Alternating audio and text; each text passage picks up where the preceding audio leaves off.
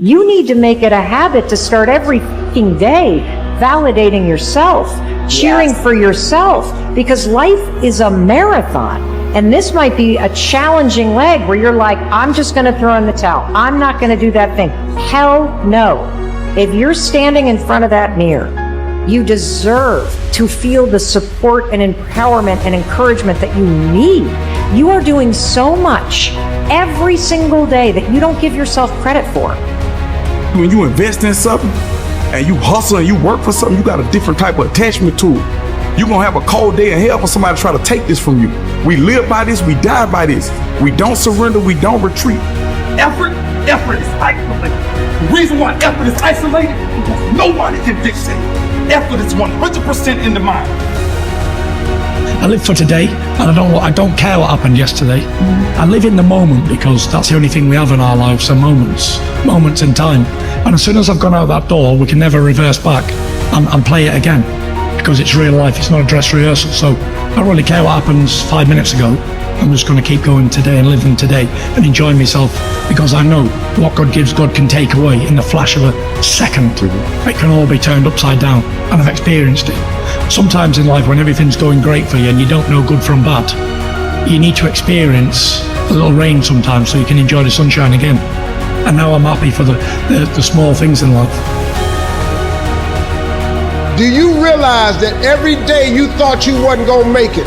Do you remember them days where you thought it was absolutely unbearable and you thought you wasn't gonna endure that one? Do you know that your survival rate for every last one of them bad days is 100%? You survived every hater, you survived all the evictions, you survived the firings, you survived all the trouble you ever been in. Your survival rate is 100%.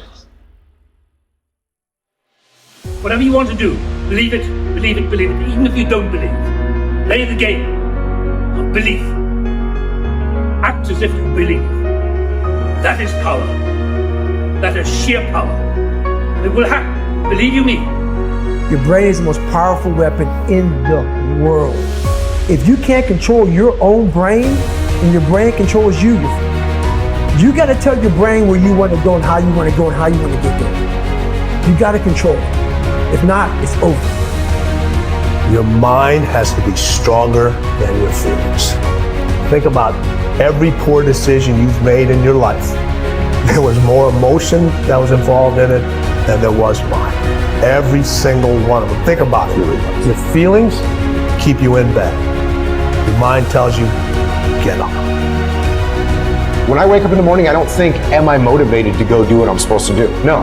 When the alarm clock goes off, I have no thought about whether this is easy, whether this is hard, whether I want to do it, whether I don't want to do it. None of that matters. It's an emotionless, thoughtless discipline. When the alarm clock goes off, you get up, you get out of bed, and you go do what you're supposed to do. I don't care how it feels. I don't care if it's easy or hard. I don't know what your future is. But if you're willing to take the harder way, the more complicated one, the one with more failures at first than successes, the one that has ultimately proven to have more meaning, more victory, more glory, then you will not regret it. Whatever you choose for a career path, remember the struggles along the way are only meant to shape you for your purpose.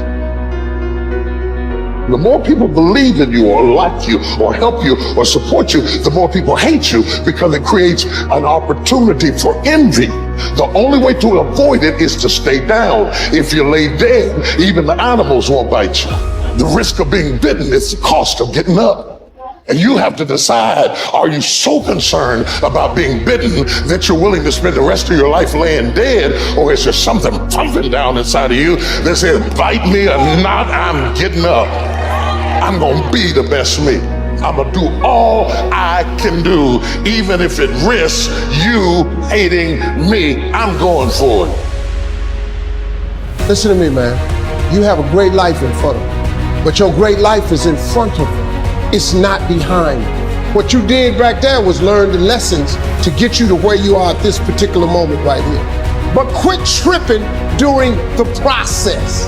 Pull yourself together and quit tripping because you in the process.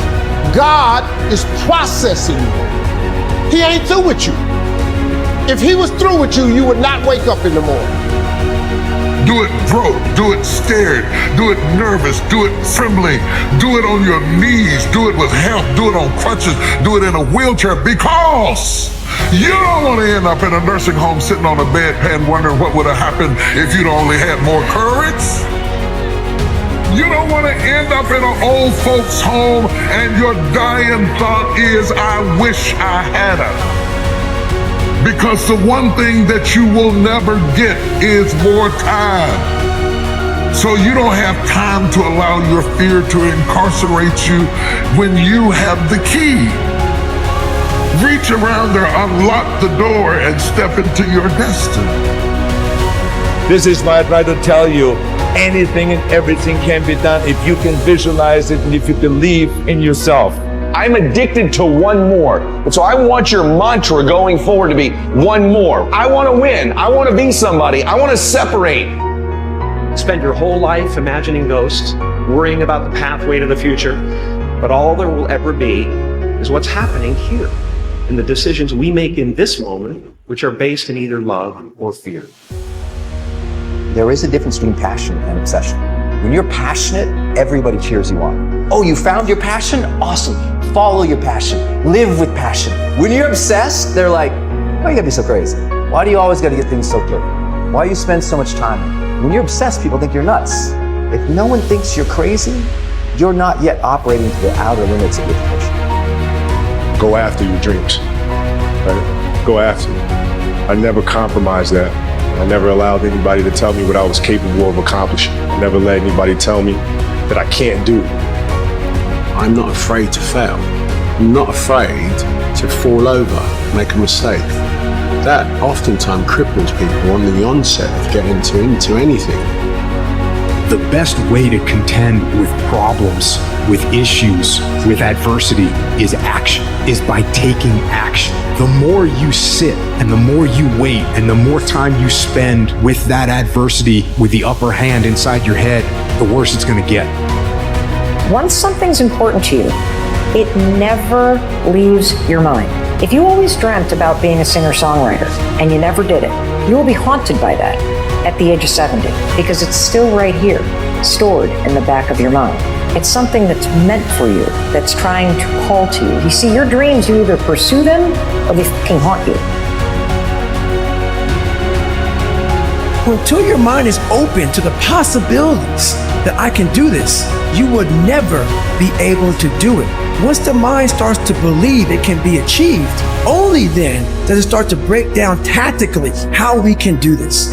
If you look at the greats in anything that, in any walk of life, the greats do things when they don't always want to.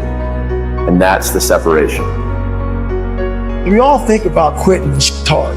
It's hard to process information during pain because that pain takes over and you can't think rationally. You're thinking about fight or flight, save yourself. That's not a rational thought. It's not a thought that's going to get you through hard times. It's all about your mind takes control of you. You have to say, you, I run this motherfucker.